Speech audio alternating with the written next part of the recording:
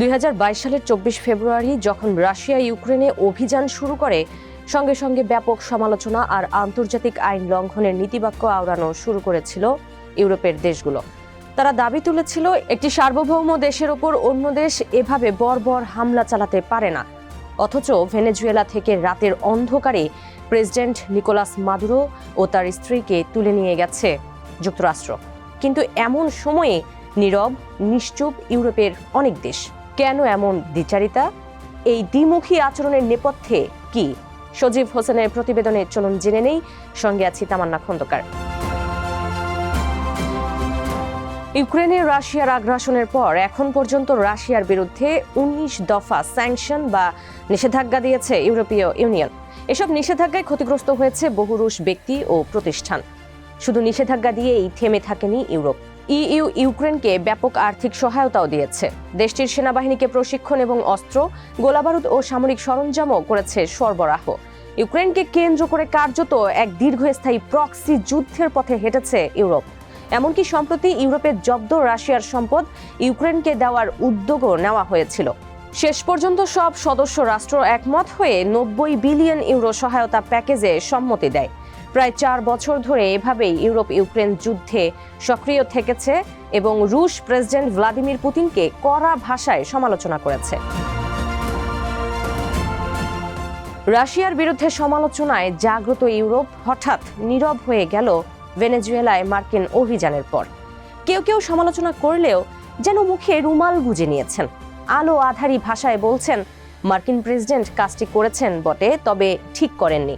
তারা যে কি বলছেন নিজেরাই বুঝতে পারছেন না।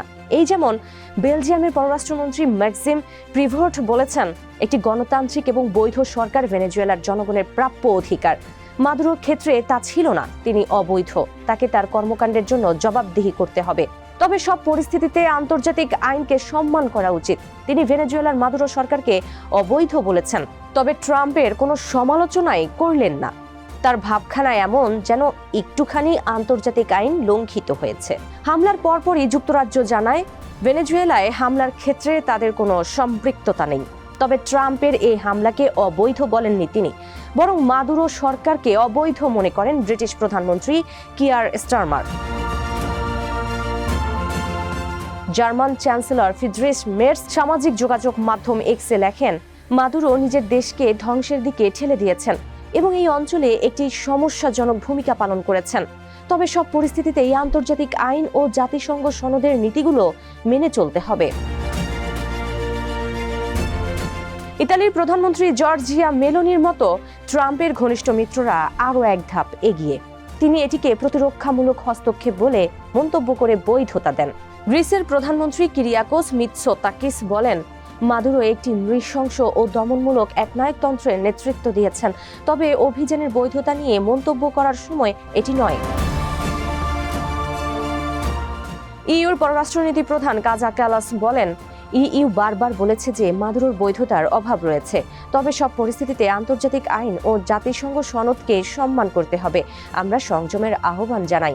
ইউরোপীয় কমিশনের সভাপতি উর্সুলা ভন ডের লেইন বলেন, আমরা ভেনেজুয়েলার জনগণের পাশে আছি এবং একটি শান্তিপূর্ণ ও গণতান্ত্রিক উত্তরণকে সমর্থন করি, তবে সর্বাবস্থায় আইন মানা উচিত।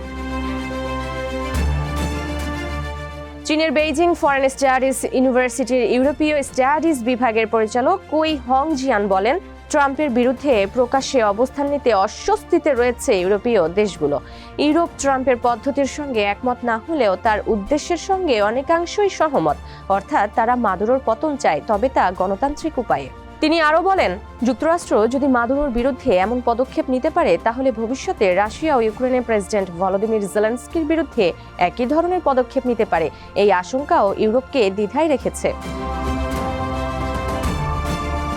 চীনা একাডেমি অব সোশ্যাল সায়েন্সেসের ইউরোপীয় স্টাডিজ ইনস্টিটিউটের পরিচালক ফেং ঝংপিং বলেন, ট্রাম্পের পদক্ষেপ নিয়ে ইউরোপের আপত্তি থাকলেও তারা প্রকাশ্যে কঠোর সমালোচনায় যাচ্ছে না, কারণ ইউরোপের সবচেয়ে বড় নিরাপত্তা হুমকি এখন ইউক্রেন যুদ্ধ, আর এই যুদ্ধ থামাতে যুক্তরাষ্ট্রের ভূমিকা অত্যন্ত গুরুত্বপূর্ণ।